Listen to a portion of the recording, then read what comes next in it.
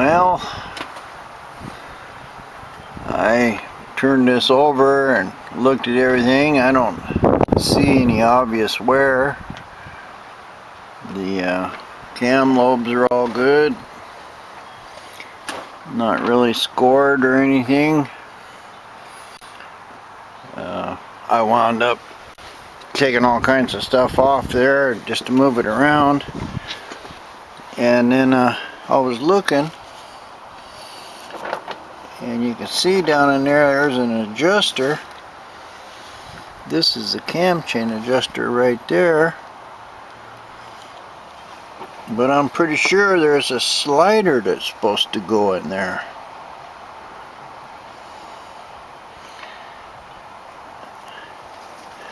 I'd bet money on it.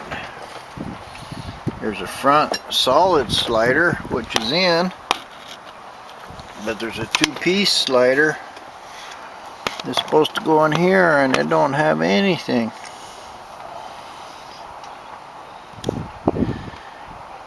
And if somebody put it together without that back slider, that would definitely make a lot of noise. So I think this is the problem. I'll look in the book, but I don't know, man. It's got a machined hole and it's grooved. And I know it's got two sliders, a front and a back one.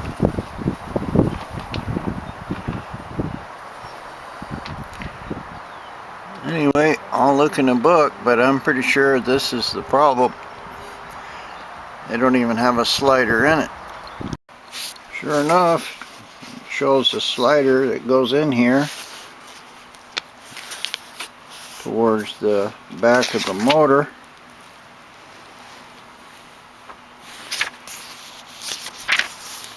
And here's a picture of it here. This is the front side. Now I don't know if that is just hanging down so far that I can't see it in the motor or what. I'm going to go out there and take another look at it, see if I can figure out what's going on. Well, looking down in there a little better, I can see a little bit of something that's probably a slider down in there. I thought that was kind of strange. It wouldn't even have one in it. But everything looks good. These cams don't even look like they've been ran. You can still see the grinding marks on them.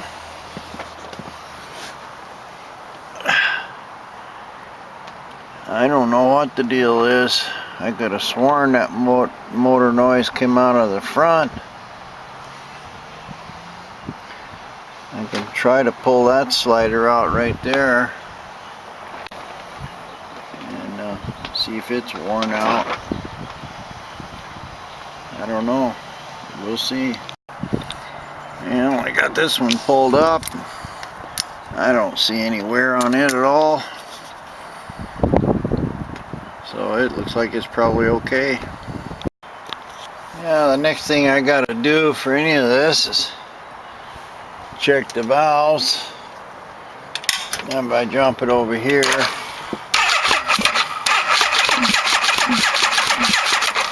they look like they're turning good.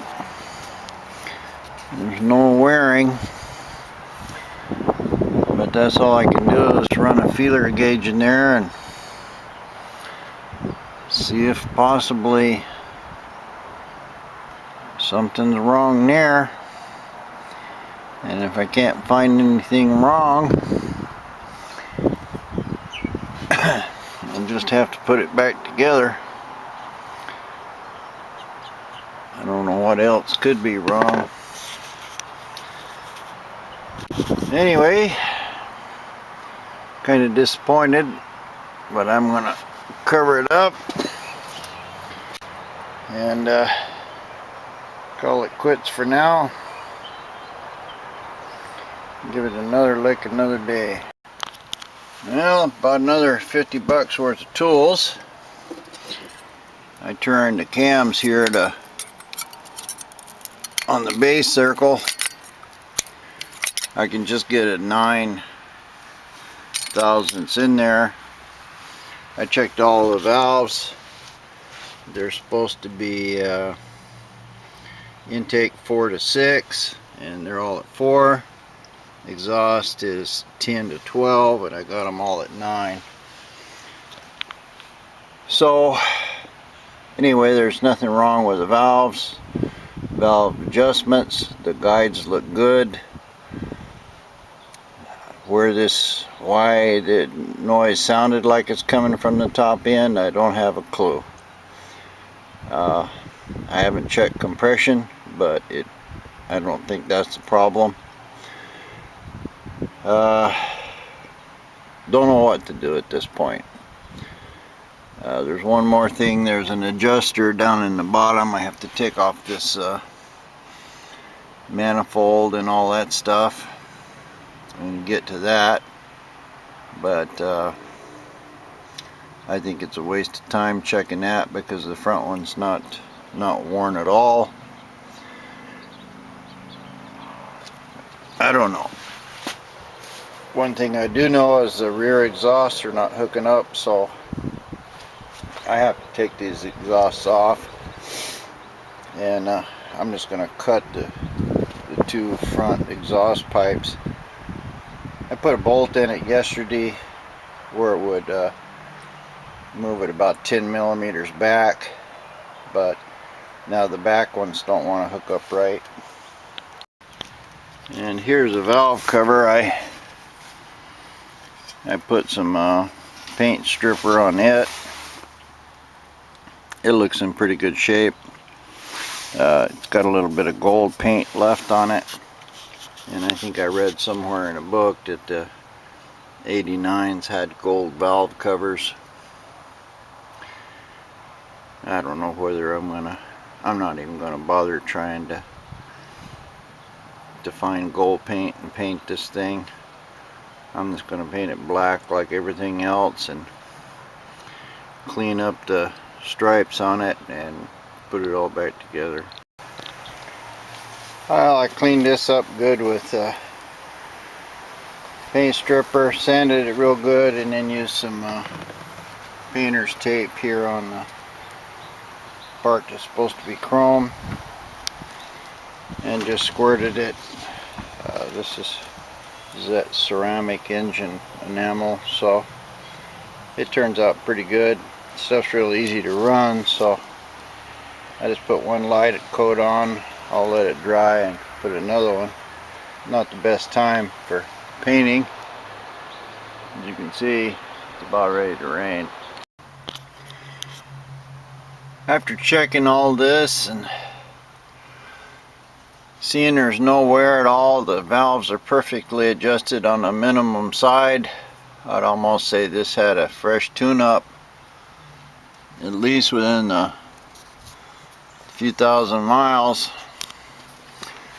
But since I had so much trouble fighting with this, trying to get it out, I'd never get it back on with the gaskets on it. So I just removed this thermostat, pulled it all up, took the hoses and stuff off before I needed to, drained the coolant, pulled the radiator forward. So the only thing I've got to go by is this V-boost assembly, and I've got it all loose, so I should be able to pull that all loose. I've got it all ready to go back on. Here's a valve cover. It's been painted. Normally use that super weather strip adhesive in here to glue the gasket back on the valve cover. I use this 3-bond stuff this time. You want to glue the gasket to the cover. You don't want to glue it to the block because it'll all come apart. One thing you do need to do is take these end caps make sure they're all real clean, and do about a 1/2 inch on each side of the end caps with glue. This is your #1 valve leaking location, so that's what you need to do, is to glue those up good. So that's what I'm going to do. I'm going to glue them up, and then I'm going to try to put this valve cover back on. Here's the ends all gooped up, ready to go back in. I let this thing dry a couple hours. That's probably not enough. This glue needs to be really dry to keep from dislodging that gasket. There's an arrow here in the middle of it that goes towards the front of the bike, and so I'm just gonna see if I can get this thing back in now and not dislodge my gasket. Alright, right away I encountered the V-boost cable. So what I've done, I just stuck a hammer in here, and I pried it up with something else, but I put a hammer in it to hold it up. That's about as far as it's going. I'm not sure what it's hitting in there, but that's as high as it's going to go. I'll just get on the other side and try to work this thing around this one pipe, and what's left of the little cable up in there. I think I can get this on without disturbing that gasket very much. Well, it went on very easily. Just drops right in there. Now I know I glued the gasket here, but I'm gonna just put a little bit more with my finger right around this edge here, just to make sure that I've got this whole section sealed real good. Nothing more irritating than having oil leak out of the top of your valve cover, and this permanently will fix that. Now there it is, all back down. Now it's worth mentioning here, you probably know this, but I'm going to loosen this one up. Now these things are only designed to go so far and stop. So you'll tighten it up and you'll feel it hit aluminum. Just give it just a little pressure there, just snug it up. The only thing you're trying to do is keep this thing from backing out, because the pressure is actually put by this little rubber washer in there. Do not over tighten these things. One thing, once it stays for a while, you're going to wind up possibly breaking off that stud in the head. It'd be no fun to get it out, expensive at the very least. That would be down the road when you try to take it apart. Worse would be that you just snap it off right in the head right now, because then you're going to have a lot of trouble getting it out. So, but if you can see back here in the back, a little bit of my wet silicone or wet gasket stuff sort of squeezed out, and so that means that everything is going to seal good. There's plenty of pressure on it. Can't caution enough about not over tightening these valve cover bolts. They're not, the bolt pressure is not holding it. It's just going into a dead boss and stopping, and you just put enough pressure on it to keep it from screwing out. What's actually got the pressure is those washers, those rubber washers under there, and if it won't seal, then I'd change the rubbers. Don't try to tighten those bolts up to make it go right, because you'll just make it go really wrong. I took this opportunity to just freshen up all of the paint here with the roll bar paint that I'm hoping will work good for the frame. I've got the rubber housing that goes in there. There's little clips there. I don't know if you can see them, but there's like 4 little clips that are sticking out, and they go through these holes in this rubber to hold this heat shield on. And I'm going to go ahead and put that on and give a shot at hooking back up all my radiator stuff and wires and see if I can get that done. I got it pretty much all done. I want to apologize to everybody for all the wiggling in the video. I'll try to make it better. I just started reviewing some of it. Anyway, this all goes together pretty straightforward. Looks like somebody bored a hole in this cover for probably an automatic or a fan switch to kick the fan on. I'll probably do something like that. It all went pretty straightforward. The only thing about this, there's a heat shield up in here, and these little tabs go in this bracket. That's all pretty straight. This thing was broken. I don't have the old one around here, but it was snapped right here and put a piece of tape over it, so I bought a new one. This is all put back on. You put the switch in, and then the cover, and then this big plastic bracket here, and then the radiator and everything mounts to it. Then the wires and everything plugged back in. I've got looks like a little couple places here where this heat shield goes in,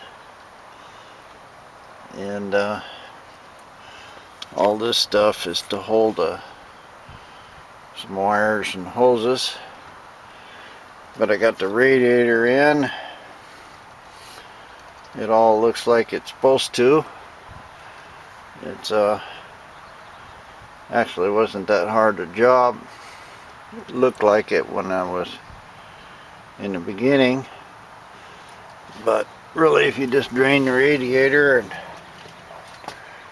take all that stuff off, it's pretty easy to do.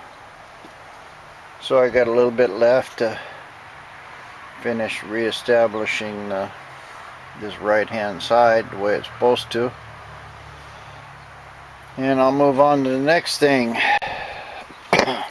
I'm doing this, I don't recommend it, is setting your carburetors up on top of the fender to keep the pressure off of the hose. Probably not too good an idea because it will fall, and it has fell on me. But I got to take off this fender and front end and paint it and everything anyway. So anyway, to move along and finish up that right hand side.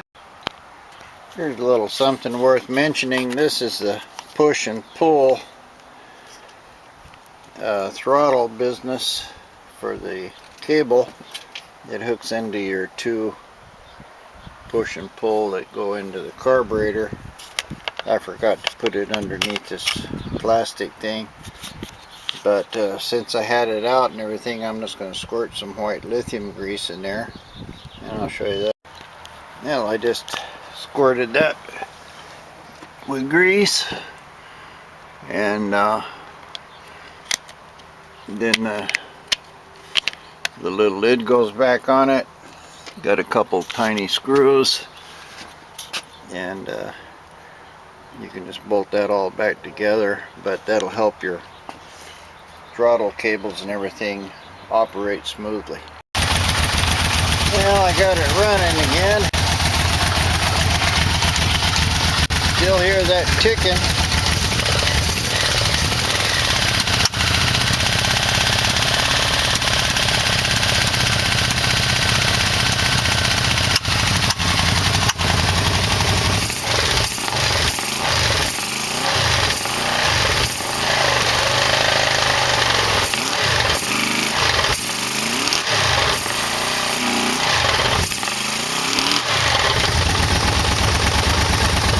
Seem to want to pull over $3 grand or so.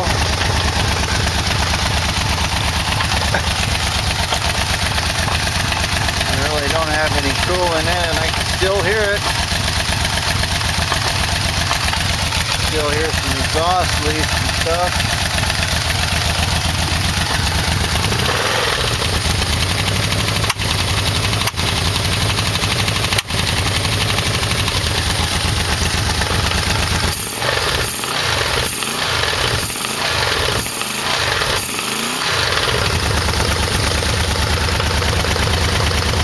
I don't know. I'm gonna pour my old coolant back in it, just in case it gets too hot. Now here's my little adapters.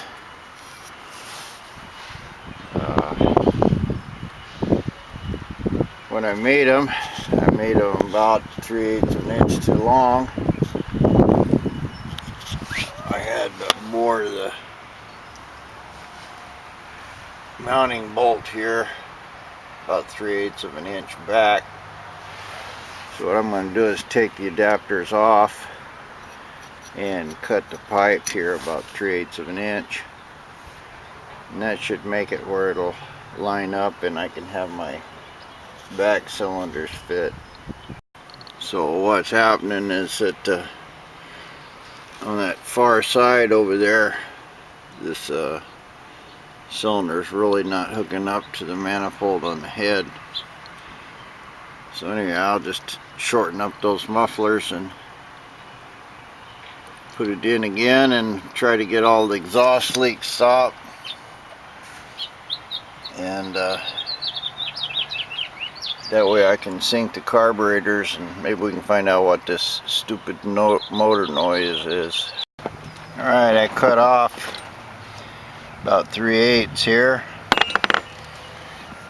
Tried a hacksaw, but it was too slow, so I used a cut-off tool, and this time I've JB welded this thing. I'll try to do this with one hand here.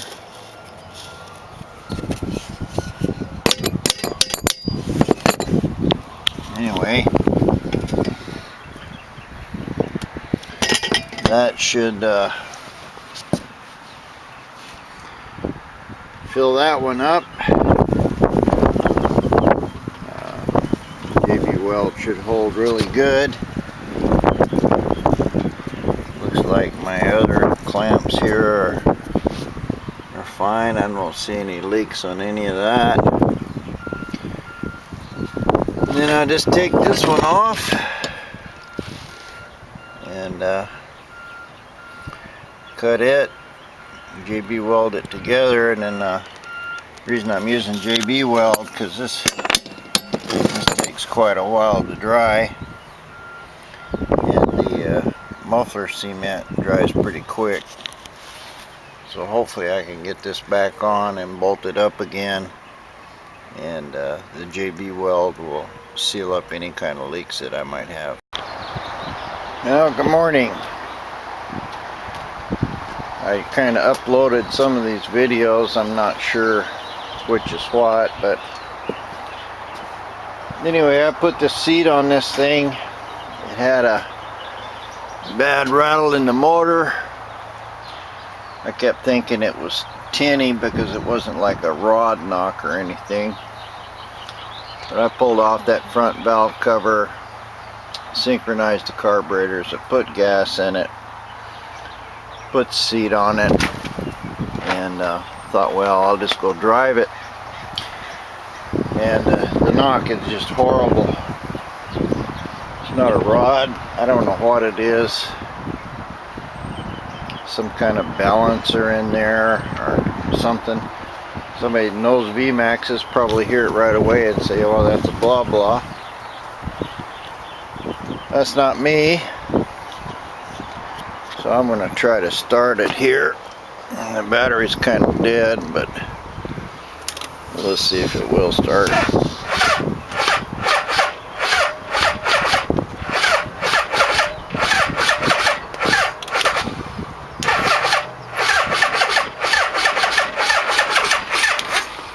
Well, if that choke would stay on, I'll try to do it with my knee here.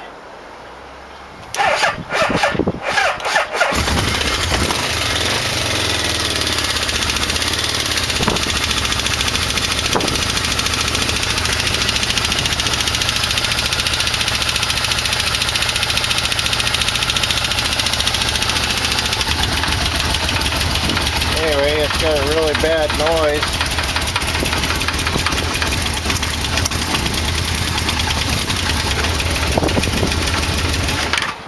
And when I drove it, it got plenty of power, runs good, but that knock just gets worse, and if you're accelerating it makes a noise, and when you decelerate it makes a noise. It's a motor speed noise. I don't know what it is, but I'm at the limit of my try to fix something while it's in a frame. I put a lot of money in the bike itself, and front forks and brakes and paint and this and that and the other thing. So I basically gave up and bought a 1997 motor. There's a little bit of timing difference between the timing chain, I mean not the timing chain, but the timing ignition cinder units are a little different. This is a 2-point system, and the 97 has a multiple trigger bands. So I may have to replace a different cover. It wasn't on the motor. I don't think that one's going to work. I may have to replace flywheel. I don't know what I'm going to have to do. But anyway, it's a guaranteed motor, all exactly the same compression. So that's my next goal here, is to I'll finish cleaning up and painting and fixing scoops and putting on the front end and doing the stuff, and I'll make a video of taking out this motor. I've never taken one out, so that may be pretty interesting for you guys. Anyway, that's the end of this 89 motor. I'll have it for sale on eBay. I'll try to just get 500 bucks. I only paid 900 for another motor, so I think one with some kind of weird noise in it, probably worth at least 500. Transmission's good compression, everything like that. So sort of disappointing, but that's the way it goes sometimes. If the motor would have been good, I would have had a good deal. And now that I have to put another motor in it, it's $1,000, a couple days work. But we'll see what happens. Stay tuned, and I'll try to make these videos not so wiggly and stuff, so you can see what's going on.